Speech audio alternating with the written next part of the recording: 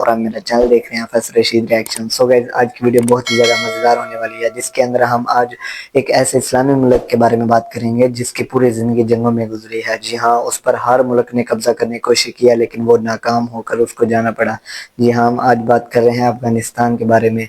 अफ़गानिस्तान ऐसा क्या करने वाला है जिससे उसकी तकदीर बदलने वाली है, और अफ़गानिस्तानी जो हैं वो पाकिस्तानियों से इतनी नफ़रत क्यों करते हैं, और भी काफ़ी उसके ज़्यादा हक़ाइक़ वगैरह हैं। आपको आज हम सारी डिटेल के साथ इस वीडियो के अंदर दिखाएंगे।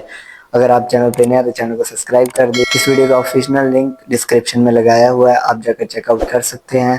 तो चलिए वीडियो शुरू करते हैं। अस्सलाम वालेकुम दोस्तों, आज हम आपको ऐसे मुस्लिम मुल्क की सैर करवाने जा रहे हैं जिसकी सारी जिंदगी सिर्फ जंगों में गुजरी। हर किसी ने इस पर कब्जा करने की कोशिश की, लेकिन कुछ अरसा बाद ही इसे शर्मिंदगी से जाना पड़ा।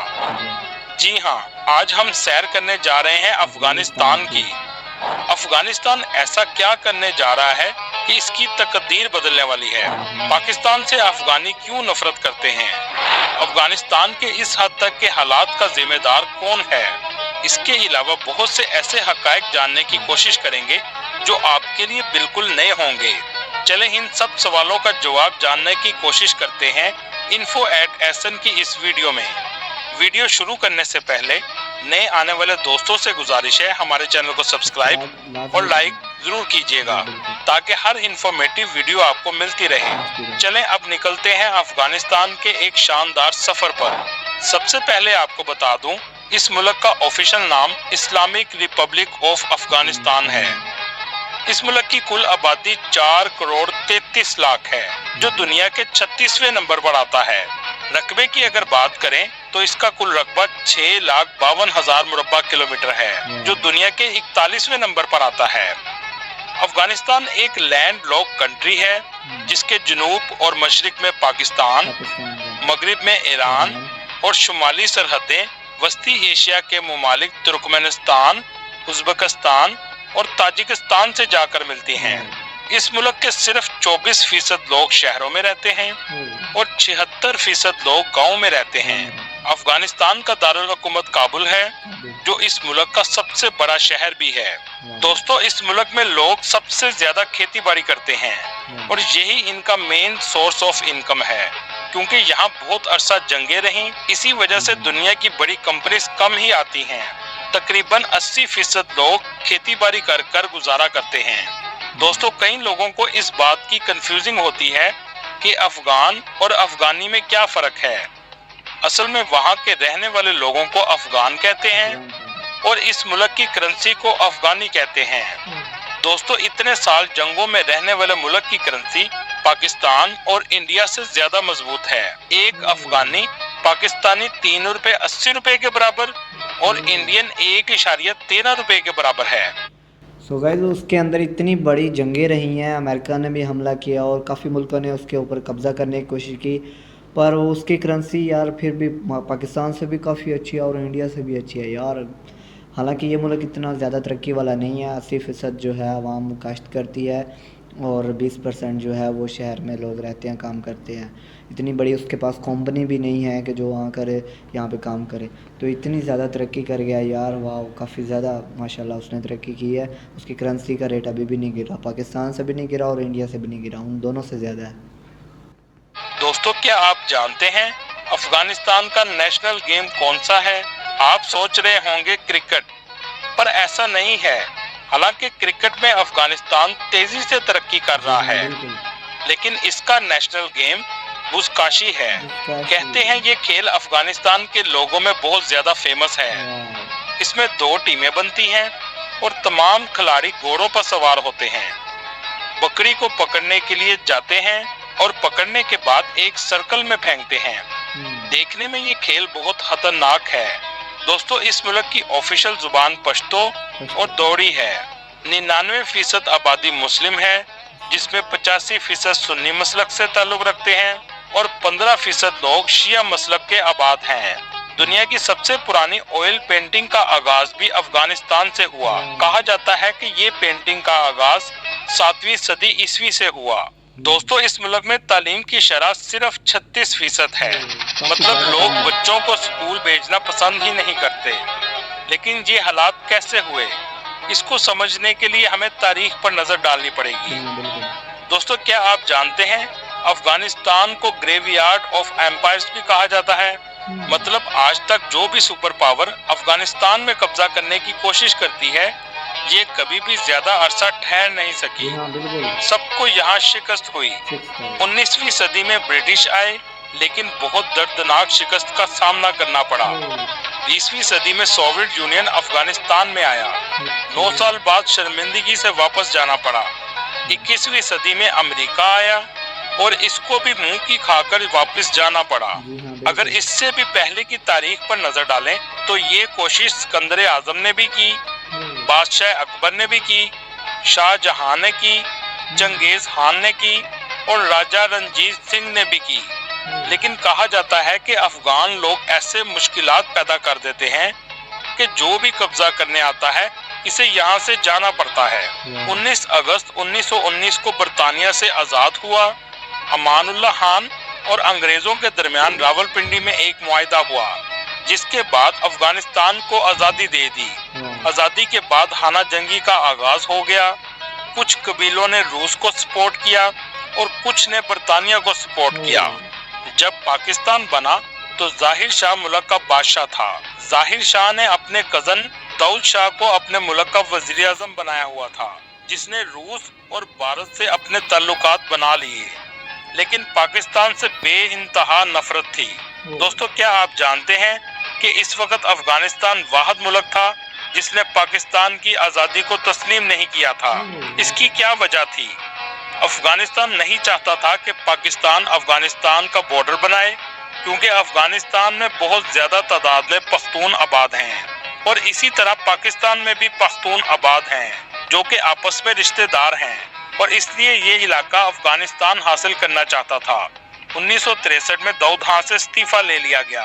इसने 10 साल बाद बगावत करके अफगानिस्तान पर दोबारा कब्जा कर लिया। CIA ने इस्लाम ताकतों को मजबूत किया और रूस को अफगानिस्तान से निकाल दिया और रूस के टुकड़े टुकड़े हो गए। 1996 में मुल्ला उमर ने अफगानिस्तान का कंट्रोल संभाला। पाकिस्तान और सऊदीया वाहिद मुल्क थे जिन्होंने मुल्ला उमर की हुकूमत को तस्लीम कर लिया, लेकिन अमेरिका ने 9/11 हादसे के बाद उसामा बिन लादेन के नाम पर अफगानिस्तान पर कब्जा कर लिया, लेकिन आखिरकार इनको भी अफगानिस्तान छोड़ना पड़ा और तालिबान की दोबारा हुकूमत कायम हो गई। दोस्तों, दुनिया में सबसे ज्यादा अफीम की काश्त अफगानिस्तान में की जाती है और इस काश्त पर कोई पाबंदी नहीं, इसलिए बहुत वसी पैमाने में अफीम की काश्त की जाती है। आप सोच रहे होंगे ऐसा क्यों है? जी हाँ। ये तो नशे के लिए इस्तेमाल होती है। नहीं, ऐसा नहीं है। ये सिर्फ नशे में इस्तेमाल नहीं होती, बल्कि इसको मेडिसिन में भी बहुत ज्यादा इस्तेमाल किया जाता है। दोस्तों, यहाँ आपको एक बात बताता चलूं, दुनिया का सबसे बड़ा बुद्धा का स्टैचू भी इसी मुल्क में है। 2001 में बहुत से स्टैचूज को तोड़ दिया गया। दोस्तों, क्या आप जानते हैं दुनिया के सबसे बेस्ट ड्राई फ्रूट किस मुल्क में पाए जाते हैं? यकीनन ये है अफगानिस्तान। यहाँ बहुत ज्यादा काम ड्राई फ्रूट का है। जी हाँ, उधर से पठान जो है इधर आते हैं और इधर भी रहने वाले हैं, वो ड्राई फ्रूट बहुत ही ज़्यादा खाते हैं और उनके पास भी बहुत ही ज़्यादा होता है। आज़ाद कश्मीर में चल जाएं, उधर खैबर पख्तूनख्वा में चल जाएं, ड्राई फ्रूट उनका बहुत ज़्यादा अच्छा होता है। तो पठानों की ये चीज़ बहुत खासियत है कि उधर ड्राई फ्रूट और काफ़ी चीज़ें उधर होती हैं और बहुत ही मज़ा आता है और खालिश चीज़ें होती हैं। अफ़गानिस्तान से तो अक्सर बहुत ही ज़्यादा चीज़ें खालिश आती हैं, ड्राई फ्रूट हो गया और भी काफ़ी चीज़ें हैं। 1919 में आज़ादी के बाद जो इस मुल्क का लीडर था, जिसका नाम इमानुल्लाह खान था, जिसने शादी करने के बाद एक ही बीवी रखी और इसने शादी भी लव मैरिज की। अमानुल्लाह खान ने अपनी बीवी को इस मुल्क की रानी बना दिया। इसकी बीवी ने जब पहली बार लोगों से खिताब किया तो अपना हिजाब फाड़ कर फेंक दिया और कहा कि ये जरूरी नहीं कि इस्लाम में हिजाब किया जाए। लेकिन बाद में ये दोनों राजा रानी इंडिया भाग गए। वहाँ एक बेटी इनकी पैदा हुई जिसका नाम इन्होंने प्रिंसेस ऑफ इंडिया रखा, जो आज भी 94 साल की उम्र में इटली में मौजूद है। दोस्तों, बेशक ये मुल्क बहुत मुश्किलात में रहा हो, लेकिन यहाँ का फेमस है इनका नाश्ता। यहाँ के लोग बहुत ज्यादा जलेबी खाते हैं और साथ दूध पीते हैं। जैसे हमारे मुल्क में दूध जलेबी खाई जाती है, کہا جاتا ہے کہ یہاں کے لوگ دن کا آغاز ہی دودھ جلیبی سے کرتے ہیں۔ اس کے علاوہ دمبے کا گوشت بہت زیادہ کھایا جاتا ہے جو دمبے کی چربی سے ہی تیار کیا جاتا ہے۔ اس ملک میں بہت سے ہسٹوریکل سائٹس بھی موجود ہیں جن میں Buddha temple, Babur garden, Shadu Shamshir mosque, Kabul, جلال آباد، مزار شریف۔ دوستو، کیا آپ جانتے ہیں افغانستان میں موجود لوگوں کا ماننا ہے کہ حضرت علی رضی اللہ تعالیٰ عنہ کی قبر مبارک افغانستان کے شہر مزار شریف میں موجود ہے۔ اس مسجد کو بلو موسک بھی کہا جاتا ہے، لیکن اللہ بہتر جانتا ہے کہ اصل قبر کس جگہ پر موجود ہے۔ دوستو، یہاں آپ کو میں بتاتا چلوں ایسا کون سا پروجیکٹ ہے جو افغانستان کی تقدیر بدلنے جا رہا ہے۔ افغانستان آج دنیا کی سب سے بڑی آرٹیفیشل نہر بنا رہا ہے جو افغانستان کی تقدیر بدل دے گی۔ یہ نہر 500 فیٹ چوڑی اور 285 کلومیٹر لمبی ہے۔ اس کنال کا نام کوش ٹیپا کنال ہے۔ حیرانگی کی بات یہ ہے کہ اس نہر کو بنانے کے لیے افغانستان نے نہ تو کوئی انجینئر ہائر کیے، نہ کوئی باہر سے ایڈ لی اور نہ ہی کوئی مشینری لی۔ لیکن افغانستان کو اتنی لمبی نہر بنانے کی ضرورت کیا پڑی؟ افغانستان میں 4 بڑے دریا ہیں جن سے انہیں پانی ملتا ہے، لیکن یہ ملک کی ضرورت کو پورا نہیں کرتے۔ یہ نہر افغانستان کے اوکسز ریور سے بنائی جا رہی ہے۔ یہ دریا پاکستان کے ناردرن ایریا سے نکلتا ہے، افغانستان سے ہوتا ہوا ترکمانستان جاتا ہے اور اس کے بعد ایریل سی میں جا کے گرتا ہے۔ اس نہر سے 55 لاکھ ایکڑ ریگستان کو لش گرین کھیتوں میں بدل دیا جائے گا۔ پانی آنے کے بعد اناج میں بہت زیادہ اضافہ ہوگا اور 50% سے بھی زیادہ گندم افغانستان 2028 تک دوسرے ملکوں کو بیچ رہا ہوگا۔ یہ پروجیکٹ مارچ 2022 سے شروع ہوا اور 2028 میں مکمل ہونے کی تاریخ رکھی گئی، لیکن اتنی تیزی سے کام ہو رہا ہے کہ 2025 تک اس کو مکمل کر لیا جائے گا۔ دنیا یہ دیکھ کر حیران رہ گئی کہ اتنی مہارت سے اور اتنی تیزی سے کیسے کام کیا جا رہا ہے۔ آنے والے وقت میں یہ پروجیکٹ افغانستان کی قسمت بدل سکتا ہے۔ دوستو، پاکستان سے سی پیک کو سلو کرنے کے بعد چائنا نے افغانستان میں بھی سڑک بنانے کا آغاز شروع کر دیا۔ تمام پرانی ٹنلز کو ٹھیک کر رہا ہے اور کچھ نئی ٹنلز بھی بنا رہا ہے، کیونکہ افغانستان کا ایک چھوٹا سا حصہ چائنا کے ساتھ بھی لگتا ہے۔ چائنا افغانستان سے ہوتا ہوا ایران اور اس کے بعد یورپ کی منڈیوں تک رسائی حاصل کر سکتا ہے، اس لیے سی پیک کی اہمیت کم ہو جائے گی۔ اس راہداری کو ووہان راہداری کہا جاتا ہے۔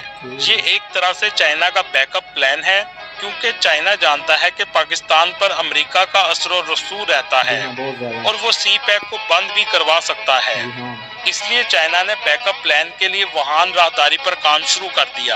اللہ تعالیٰ ہمارے ملک کو ایماندار حکمران عطا فرمائے، آمین۔ سو گائز، ہم نے ویڈیو دیکھی، ویڈیو کے اندر ہم نے دیکھا کہ چائنا کے ساتھ افغانستان بہت اچھے تعلقات کرنے والا ہے اور چائنا بھی چاہتا ہے کہ میرے افغانستان کے ساتھ تعلقات اچھے ہو جائیں، اور جو تقدیر بدلنے والا ہے افغانستان کا جو پروگرام ہے وہ نہر کا ہے۔ وہ بہت ہی بڑی ایک نہر بنا رہے ہیں جس کو چلانے کے بعد ان کی فصلیں 50% زیادہ آباد ہو جائیں گی اور سرسبز ہو جائیں گی۔